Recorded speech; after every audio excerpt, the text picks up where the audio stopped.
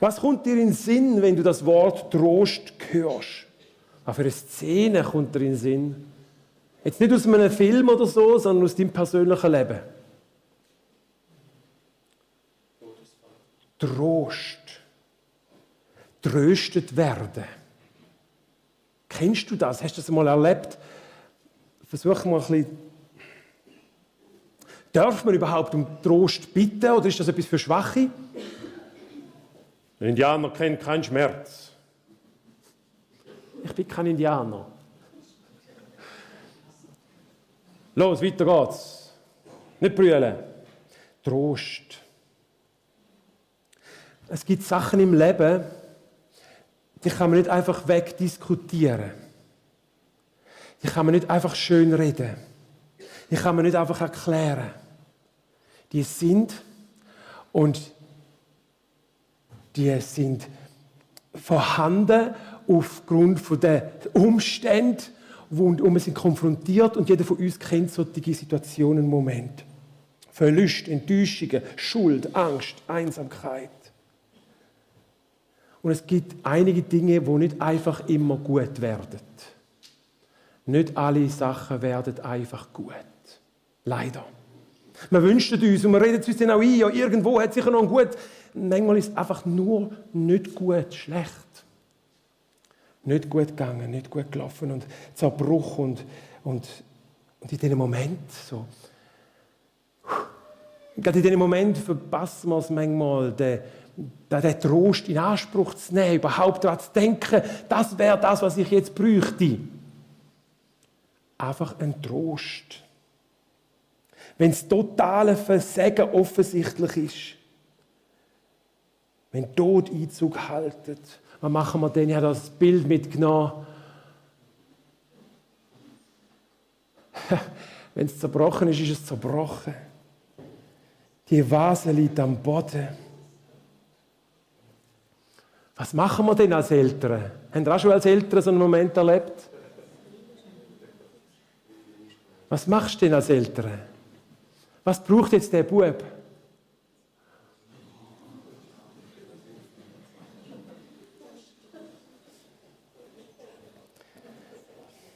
Was wird Gott tun?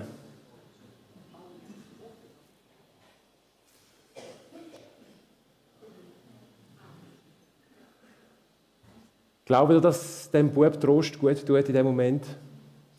Da braucht es kein Wort, da braucht es kein «hättest doch» und «solltest doch» und «hast doch gewusst» und es ist zu spät. Aber in den Arm genommen werden, auch wenn es nicht wieder gerade gut ist und wenn der Bruch offensichtlich ist. Gott selber stellt sich seinem Volk in Jesaja als Tröster vor. Ich selbst bin euer Tröster. Oder ich will euer Tröster sein. Ich werde euren Zuspruch, euren Trost sein in die Situation, wo ihr steht. Und das ist keine Randbemerkung, sondern das ist eine Selbstoffenbarung. Also Gott sagt das über sich. Andere Stellen gibt es in der Bibel, wo Menschen Gott aufgrund von ihrer Erfahrung benannt haben. Abraham, Gott der Versorger, etc. Aber da ist Gott selber, wo sagt, ich bin ein Tröster. Ich bin ein Tröster für euch. Und dazu, die Aussage kommt in eine Situation hinein, die eben nicht gut ist. Absolute Schuldbeladenheit, absolute Verlust, gottferne Exil, Verbannung. Und in das hinein, wo nicht gut ist, kann nur einer kommen und Trost spenden, und das ist Gott. Und er ruft dann auch an einer anderen Stelle, tröstet, tröstet mein Volk. Also der Trostzuspruch. Gott ist einer, der möchte, dass du und ich, dass wir tröstet werden. Ist das eine gute Sache? Ich weiss, die einen sagen, das brauche ich nicht. Ich bin stark und mutig. Ja, die Bibelstelle gibt es auch. Und das soll man ab und zu mal sein. Aber darf ich sagen, Herr, Ich brauche Trost. Oder möchte der Herr nur ganz starke Glaubenshelden und ja nicht so Weicheier?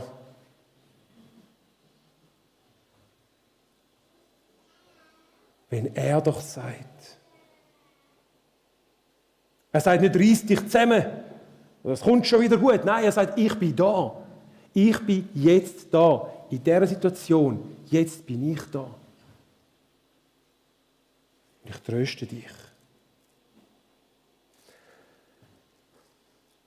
Die Sünde hinterlässt immer Spuren. Sünde ist alles, was uns nicht gut tut, wo uns in Situationen bringt, wo wir nachher Trost brauchen. Sünde ist verheerend. Und oft hinterlässt die Sünde auch eine Konsequenz, die wir dann tragen müssen. Wo wir einen Schaden mitnehmen. Und natürlich gehen wir mit dem ins Gebet und sagen, Herr, heil du, und er tut es auch. Aber es gibt Dinge, die werden wir mittragen ins Leben.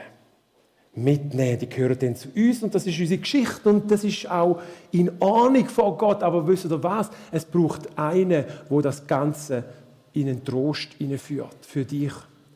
Dass du dich selber kannst auch versöhnen und dass du tröstet wirst vom Tröster persönlich über diese Situation zum wieder neu fürs gehen, auch mit möglichen Narben und Konsequenzen. Also Trost ist keine Belohnung für Starke, sondern es ist die Antwort Gottes auf menschliches Zerbrochensein, auf das totale Versagen. Der Paulus war so frech, dass er gesagt hat, dass alle versagt haben. Dass keiner es geschafft hat, keiner gerecht ist. Das würde ja bedeuten, dass alle Trost bräuchten. Up to you. Wie auch immer, im Alten Testament wird dann immer verstärkter verheißen, dass der Trost Gottes nicht nur als Wort, als Zuspruch verheißen ist, sondern dass er als Person in die Welt hineinkommen möchte. Der Trost Gottes. Mögt ihr euch erinnern an die Weihnachtspredigt?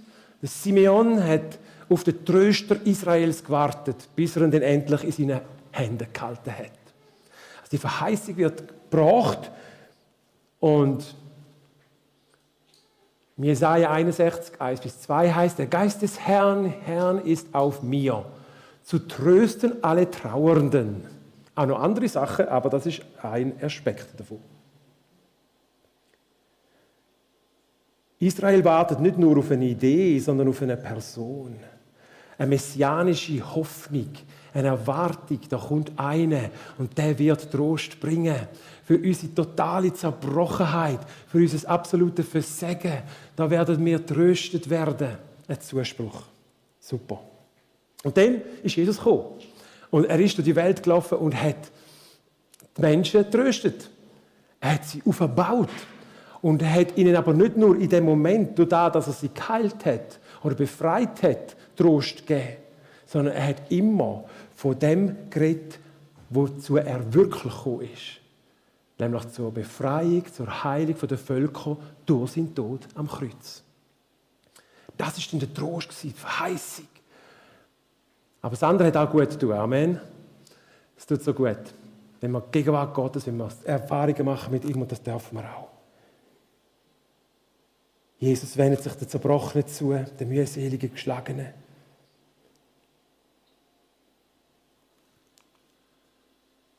Kommt alle her zu mir, die ihr müde seid und unter euren Lasten zerbrecht. Ich will sie euch abnehmen. Ist das gut? Zerbrochene Topf, komm, wend dich zu mir. Komm zu mir, empfang Trost von mir. Jesus hat seine Jünger gelehrt und irgendwann hat er aber auch angefangen darüber zu reden, dass er sie verlässt. Dass sein Weg ans Kreuz führt Und er hat gewusst, meine Jünger brauchen den Trost. Meine Jünger werden Trost brauchen. Und der darf nicht auf körperliche Nähe angewiesen sein allein. So sagt er etwas ganz Interessantes. Irgendwann so, kann man sich vorstellen, sind wir irgendwo unterwegs, am Laufen. Ich werde den Vater bitten und er wird euch einen anderen Tröster geben, dass er bei euch bleibe in Ewigkeit, den Geist der Wahrheit. Wir bitte? Also wir sind zufrieden mit Jesus. Der tröstet uns jeden Morgen, wenn wir ihn sehen, sind wir total tröstet. Wir brauchen nichts anderes, ehrlich gesagt. Ein anderer Tröster? Spannend. Ein Fürsprecher, einer, der bei euch stehen wird. Und zwar für wie lange? In alle Ewigkeit. Also nicht zeitlich irgendwo eingeschränkt. Eine Person. Sie wird euch Gewissheit geben, sie wird euch lehren, leiten, überführen, bewahren. Jesus geht, aber er sagt, hey, der Trost, der bleibt. Der bleibt. Kein Abschied mehr von Gottes Trost über euer Leben.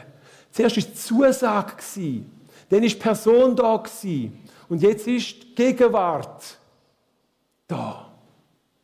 Wow. Wird immer besser, oder? Aus dem Versprechen, aus der Verheißung wird eine Visualisierung und aus der Visualisierung wird nachher eine Innenwohnung. Gottes Geist,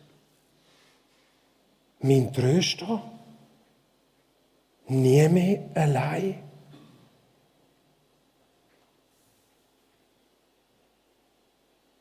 Gott hat uns nicht nur tröstet, er hat beschlossen, für immer bei uns zu bleiben. Und für das hat er müssen seinen Sohn senden, Kreuz sterben, Pfingsten in eine Wohnung.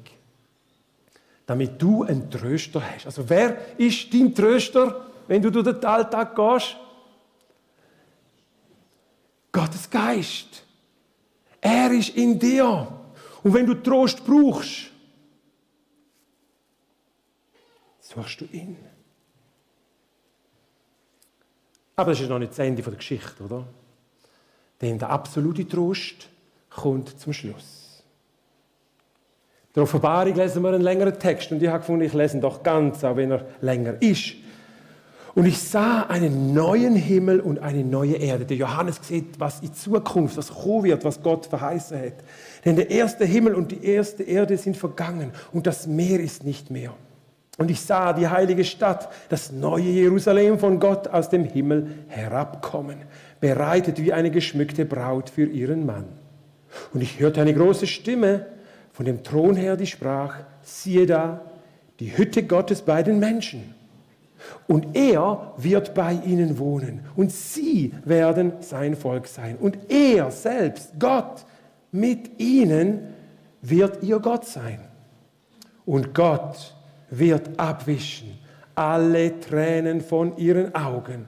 Und der Tod wird nicht mehr sein, noch Leid, noch Geschrei, noch Schmerz wird mehr sein, denn das Erste ist vergangen. Und der auf dem Thron saß, sprach, siehe, ich mache alles neu. Ich klebe nichts zusammen. Ich nehme nicht die kaputte Vasen und tue sie vergolden. Ich mache etwas Neues. Und er sprach, schreibe, denn diese Worte sind wahrhaftig und gewiss. Der Trost Gottes mit uns. Und in dieser Welt sind wir noch sehr herausgefordert und brauchen immer wieder durch alle Zerbruch, die wir erleben, wo wir selber verursachen oder an uns verursacht worden ist, seinen Trost. Und der ist da. Seine Gegenwart, sein Heiliger Geist möchte in dir der Trost sein, den du brauchst. Aber der absolute, endgültige Trost wird sein in der Ewigkeit. Da müssen wir noch ein bisschen Geduld haben. Der Trost ist jetzt schon da, aber die Vollendung kommt erst nach. Brauchen wir Trost? Brauchst du Trost? Wieder mal jemandem, wo du Vertrauen hast, sagen, hey, nimm mich in den Arm, ich brauche einfach wieder mal ein bisschen Trost. Ich brauche keine Ratschläge. Ich brauche nur Trost, weißt du?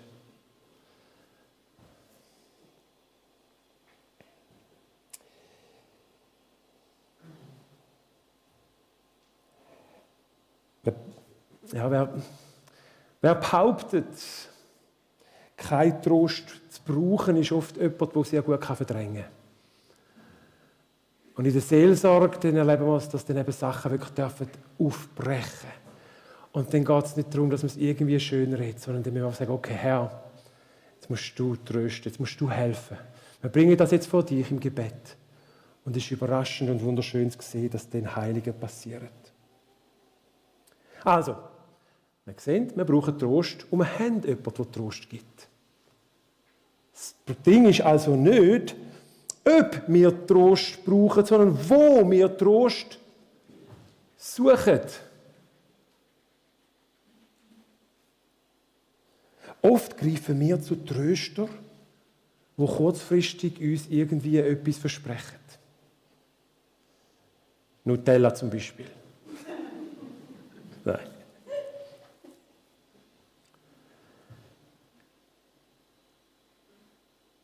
Wenn du Trost brauchst, ist das normal, weil du bist Mensch. Die Frage ist, welchen Trost suchst du und holst du dir? Falsche Tröster, die die Welt anbietet, durch Ablenkung, Konsum, Anerkennung, Kontrolle, Beziehungen, Alkohol, Betäubungsmittel, Süchte, Pornografie, Rückzug, Zorn, Perfektionismus, was auch immer dich gerade tröstet. Wo zieht es dich, wenn du Trost brauchst? Und die Bibel nennt solche Sachen Sünde, nicht weil sie Gott uns missgönnt, sondern weil Gott weiß, dass sie uns schadet und uns nicht dort anführen, was wir wirklich bräuchten. Sie trösten nicht, sie beruhigen vielleicht, aber befreien nicht. Sie führen uns in Gefangenschaften. Sünde ist so ein Trostpflaster. Da kommt man als Kind über als Trostpflaster mit einem Winnie the Pooh drauf, oder?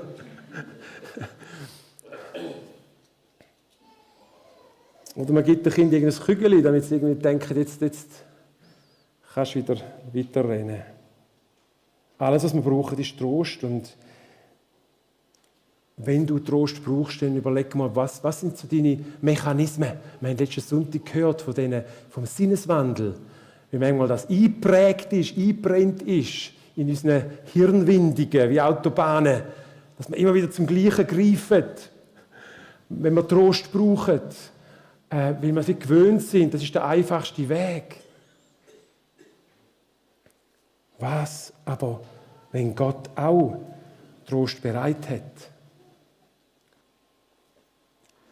Der Trost Gottes. Auch in ganzen Situationen. Amen. Am richtigen Ort zu suchen. In diesen Momenten zu suchen. Und nicht sich verlassen auf die falschen Tröster. Und in diesen Momenten zu ihm gehen. Und wir wissen das, aber wir vergessen so oft, dass in seinem Wort, im Gebet, dass im Lobpreis, in der Gemeinschaft mit den Freunden, die gläubig sind, so viel Kraft für Trost ist. Aber es gibt auch ganz viele positive Dinge in deinem Leben, wo du kannst für dich als Tröster in Anspruch nehmen. Die Musik machen, macht ein bisschen Musik. Die Natur lieben, geht raus und von mir aus könnt ihr auch Bäume umarmen. Wenn halt sonst niemand mehr umarmt. Nein.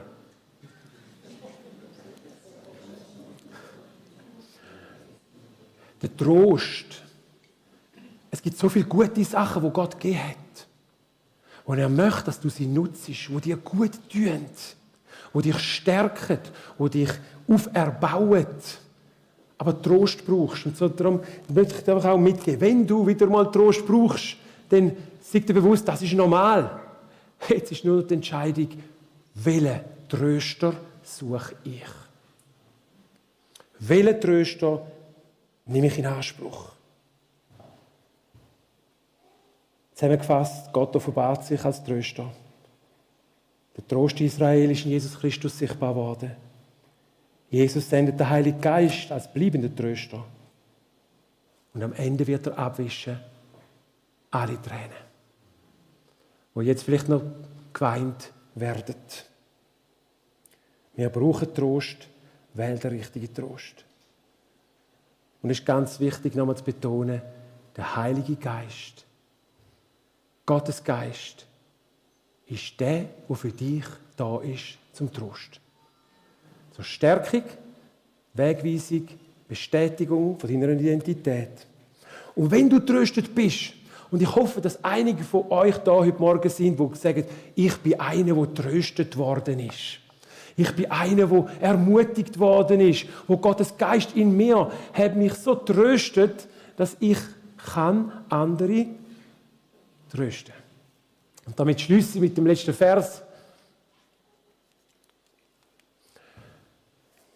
Gelobt sei Gott, der Vater unseres Herrn Jesus Christus, der Vater der Barmherzigkeit und Gott allen Trostes, der uns tröstet in all unserer Bedrängnis, damit wir auch trösten können, die in allerlei Bedrängnis sind. Mit dem Trost, mit dem wir selbst getröstet werden von Gott. Wir trösten die anderen auch nicht mit einem falschen Trost. Das ist eine Gefahr. Wenn man mit Menschen redet und die sind so trostbedürftig, was sollen wir jetzt sagen? Mit welchem Trost sollen wir ihnen jetzt den Trost geben? Vielleicht haben wir Mut, sie mit dem Trost zu trösten, wo wir tröstet worden sind. Eine einfache Antwort auf herausfordernde Situationen ist, dass man einfach sagt, hey, ich verstehe dieses Anliegen und das Problem und das ist mega schwierig und herausfordernd. In solchen Momenten gehe ich ins Gebet. Dort hole ich meinen Trost. Sagt das dieser Person. In solchen Moment gehe ich ins Gebet. Und wenn sie nicht gerade völlig abwehrt, kann man ja sagen, hey, und jetzt ist die Frage, darf ich für das beten? Darf ich das mit dir zusammen jetzt vor Gott bringen? Denn ich werde tröstet auf die Art. Ein möglicher Weg, um andere zu trösten, mit dem Trost, wie wir tröstet worden sind. Und wenn du also in Bedrängnis bist, lass Trost zu. Gott will trösten. Gott will trösten.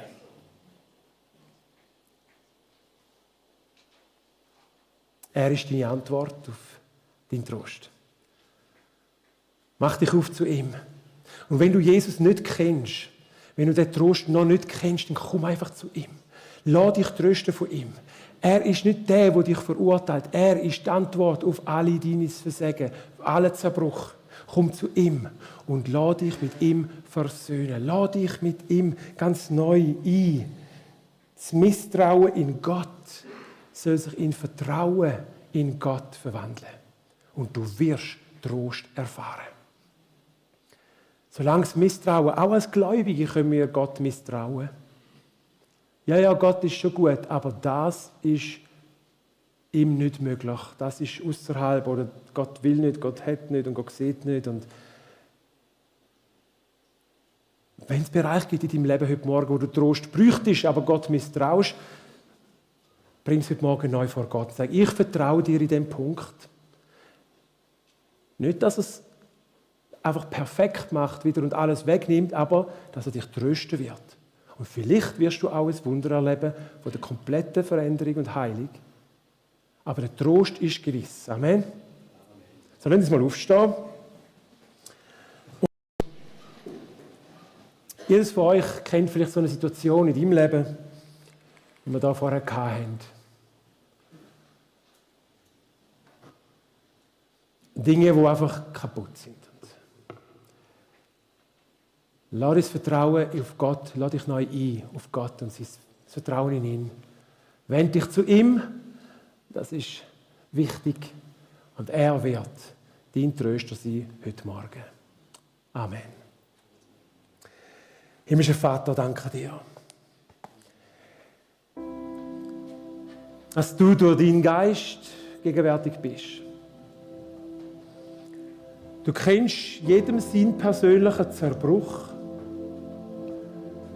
Du kennst unsere Unzulänglichkeiten, unsere Schmerzen, unsere Nöte und Ängste, unsere Einsamkeiten.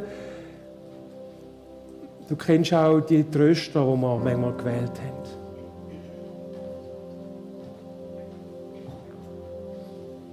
Geist Gottes, komm und tröste du heute Morgen. Und ich möchte mein Vertrauen ganz neu auf dich setzen als mein alleiniger Tröster, der heilt und verbindet und in die Hand nimmt, in den Arm nimmt. Und deine Verheißung nehmen wir in Anspruch. Eines Tages wird es heißen, ich mache alles neu. Empfang das heute Morgen. Amen.